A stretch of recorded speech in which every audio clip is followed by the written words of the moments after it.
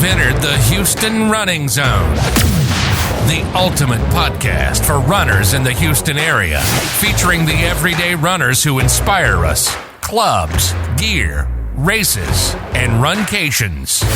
Houston, we've got the runs. All right, today in the zone, I have the director of marketing for the Zydeco Marathon. They also have a half marathon. They have a 5K, 1 mile run. We'll get all the details, but here to give us more information about racing in 2021 is Patrick Hardy. Patrick, welcome to the zone. Hey, thanks for having me. We got a lot to cover today, but kind of before we get into the theme and everything about the races, we got a lot going on. Let's kind of address the big elephant in the room. Like, how are you keeping the safety protocols for your race coming up? So we've done a lot of extensive planning to make sure that we're following the COVID protocols. And our race director this year, she has traveled across the country, and she has actually attended 5 socially distanced races all over the United States. So she's been traveling to take notes and see how we could do things safely and efficiently.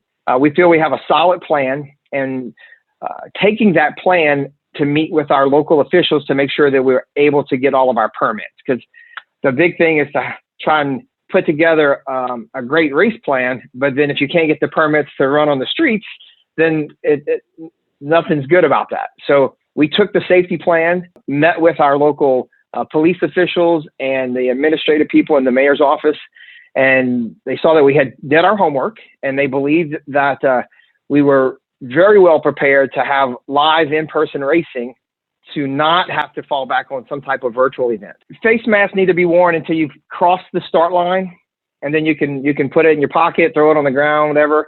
And then we're going to require face mask after you cross the finish line, and of course catch your breath. But they just want us to have everyone masked before the start and then after the finish. And then the other piece to that, we've had a few questions about your typical starting corrals. Usually everyone's kind of bunched in together. So we're going to have some markings on the road. We're going to paint some orange circles on the road that are 6 feet apart, approximately 4 or 5 across, and then have people start 2 lines at a time, about 10 to 15 seconds apart, just to build in some distancing on the front end. And we know once they get running, it's going to naturally spread out. But just so we don't have a large crowd of people rushing through on the front end, potentially make some people uncomfortable. We want everyone to feel comfortable to come run the race. We've done a lot of preparation to make sure that'll happen. Oh, super cool. I mean, that's above and beyond that most races will do. Is let's check everybody else out, which is amazing. I love the name Zydeco Marathon. Can you tell us a little bit about the theme of Zydeco? Having lived in Houston for 14 years, there's a large contingent of people from Louisiana that live in Houston or the Houston area due to a lot of the oil field business. They were here in Louisiana, and they got relocated to Houston. People are familiar with Zydeco. It's kind of usually referred to as a type of music, but with that is festivals, kind of the theme. We have a lot of festivals in South Louisiana. So what goes with that is usually music, food, and beer.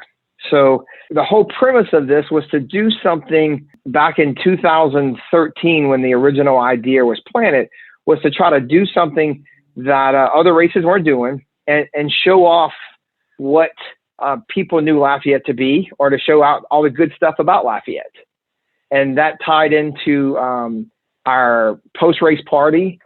The route of the race traverses University of Louisiana, and there's another big area called the St. Streets, which is a kind of an older neighborhood that's kind of been revived, so we kind of run through that area as well. And it starts and stops in downtown Lafayette, so we kind of get a good mix of the community in our route. Now you have a lot of different races. You have is it over 2 days, the different race distances? So this will be our second year to include. On March 13th, we're going to have a 1 mile fun run for the kids and a 5K. And after that, we have we call a Zydeco breakfast. So the race starts and finishes at an establishment called Rock and Bowl, which is known for live music entertainment and bowling. originated out of New Orleans, and they opened up a location here in Lafayette. So the 5K and the 1 mile will start and finish right in front of Rock and Bowl. The participants after that race can come inside of the establishment and get we call it a Zydeco breakfast. So some basic things and a little twist with some Cajun food in there. So that part last year we did was a big hit. And so we decided to do it again this year. So that's on March 13th. And then on March 14th, we're going to have the half and the full marathon and a half relay.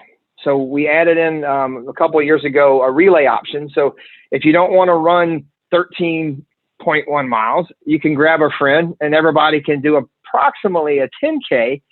So you get all the same race swag and you still get to participate in the after race party, but it's you split the distance with a friend of yours. Oh, great. Yeah. I mean, when I ran it, I just looked it up. It was 2018, so almost 3 years ago. It's a great Houston Runcation. You're 3.5 hours away from the majority of Houston. It's the closest, running destination besides Beaumont, which is, only a half hour, 1.5 hours away. They have some really great races. Austin has an amazing running community. I believe they're getting some of their races back.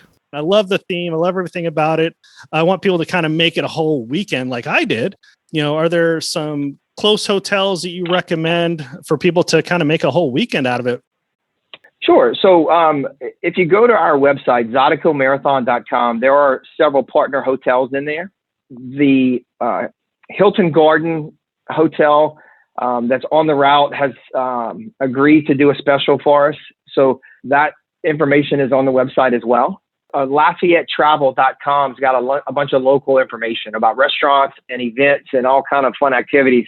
If people do come and make it a runcation, they can drive 20 minutes and go see where Tabasco sauce is made. What a great opportunity, because that's a world famous thing. And that's about 25 minutes from Lafayette. So it's not a bad little, day trip Saturday after you come by and do the 5K and get your packet pickup. Earlier, you were talking about themes. So we kind of created Zydeco Marathon. The Zydeco is the theme, but we kind of came up with a mask up, lace up, and let's do this on the premise that it's been a tough year and a lot of people haven't been able to run in person. So we wanted to make sure we put on the product that we're known for, but at the same time, allow people to do live in-person racing. Oh, yeah. People are wanting to get out. Races are starting to sell out here in Houston. Galveston sold out. The Woodland sold out. So you're looking for the next sellout race, go to Lafayette, go to Zydeco. You'd also mention a little bit about the route, because I love the route. It was a little bit of the historic downtown. And I believe when I went to the university, everything was, very flowery and, kind of had that kind of like a university in the East Coast. Can you kind of share a little bit about some of the things that they'll see on the route? Sure. So starting downtown, you will pass by our big, what I'll call our entertainment venue called the Cajun Dome. And it's where our UL Raging Cajuns play basketball. And it's where we have our local concerts. So you kind of make a pass around the Cajun Dome, and then you begin trekking back towards downtown through what we refer to as the St. Streets area. And then you re-enter downtown. You pass very close to the very famous St. John Cathedral, downtown Lafayette. And then you move towards the university. And running through the university, like you said, it's a very beautiful campus. That's actually where our relay spot is if you're going to be doing the relay. From there, passing through campus, you'll go to this beautiful park called Girard Park. It's one of our big city parks. The race actually goes right through the park. The route is through the park, and then you move into an area called Bendale Gardens. So we kind of go with our fast, flat, and fast track, but there is a few hills in this little area called Bendale Gardens. And if you're not familiar with our route, people will often come back and say, you said it was flat. So it's one of those things like running Houston where you got the overpasses. That's about the only hills that you have there. You have just a couple of hills on that. And then you come out of Bendale Gardens at about mile 11 and you come back towards downtown.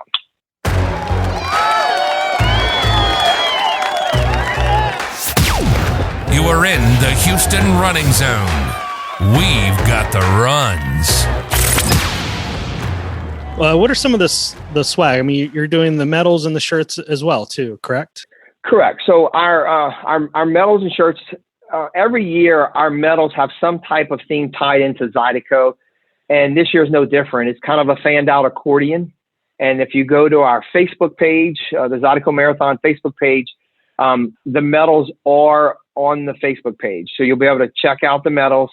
And the 5K and 1 mile will also have medals. So if the kids run it or you run a 5K, you still get a race medal and a shirt.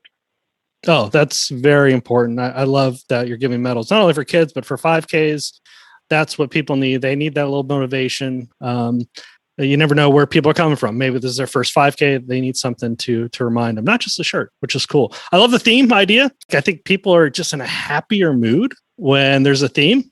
And I loved everything you guys did, including an after party. I know the after party is going to be a little bit different, but you're still having an amazing after party above and beyond that what we have going on in Houston. Can you kind of share, what the after party is for 2021? Sure. So we had to make some minor changes just due to the restrictions that we have to abide by. But all of the same food is going to be available. So I remember when you guys came here, we talked about the food options, which included gumbo, jambalaya, and red beans and rice. There may be some additional boudin that's available. We're working on that still. So the options are the same that you guys got to experience a couple of years ago. We had to tweak a little bit on our adult beverage beer options just because of the state having a restriction on special event alcohol permits. But Lafayette's got a great social community, and very close to the post-race party across the street, we've got several of our local bar establishments that have agreed to work with us to still allow the runners to redeem their food and beverage coupons there. Oh, that's great. I've done over 40 halves, I don't know, half a dozen fulls or whatever. And I've never had the after party food as good as y'all's. I mean, so I've done a lot. So yeah, I want to go, maybe I'll hit it up next year. It's a little bit too late for me to train. I'm training for a buffet apparently.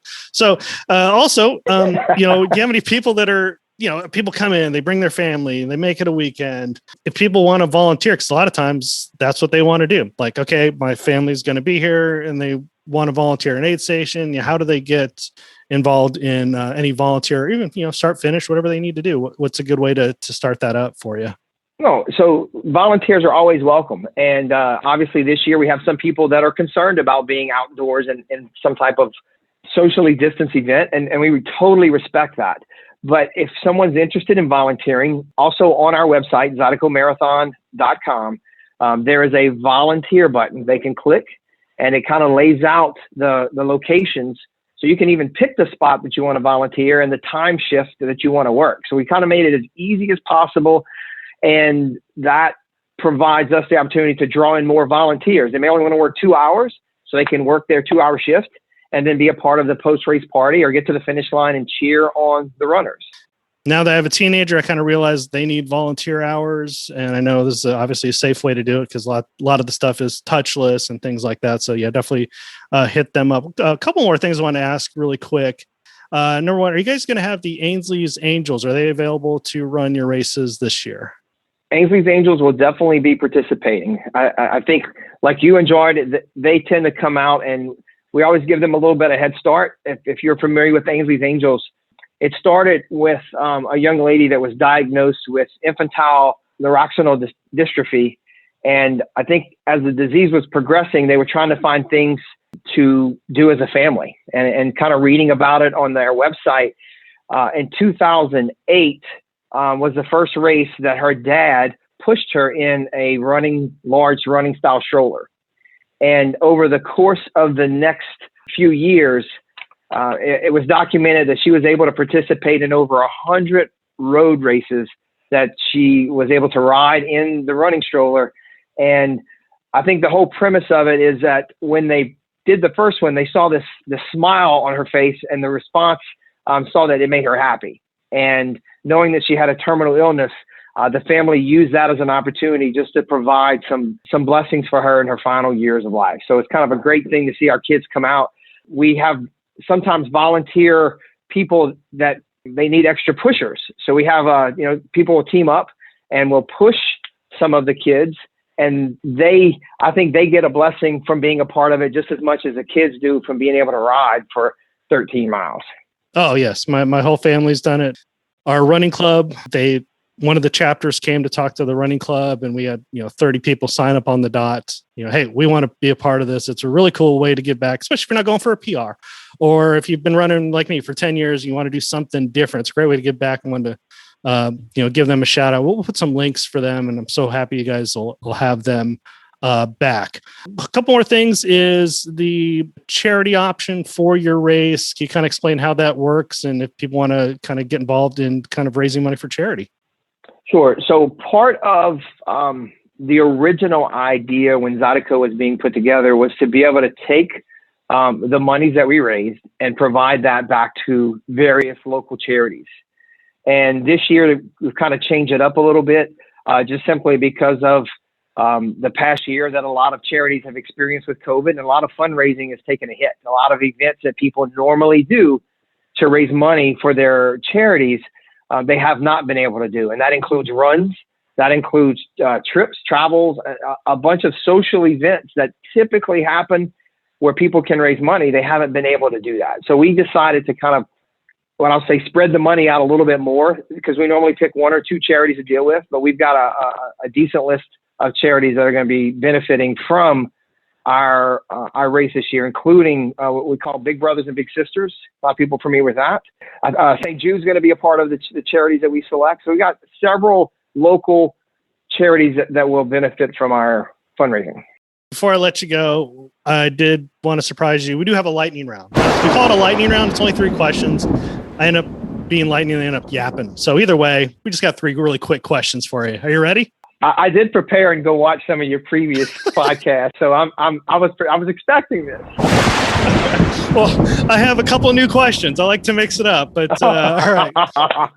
Since you're Louisiana, this one's very important, very controversial. Question number 1: beignets or donuts? What's your preference? Beignets and king cake. Nice. Now, king cake is the season technically over?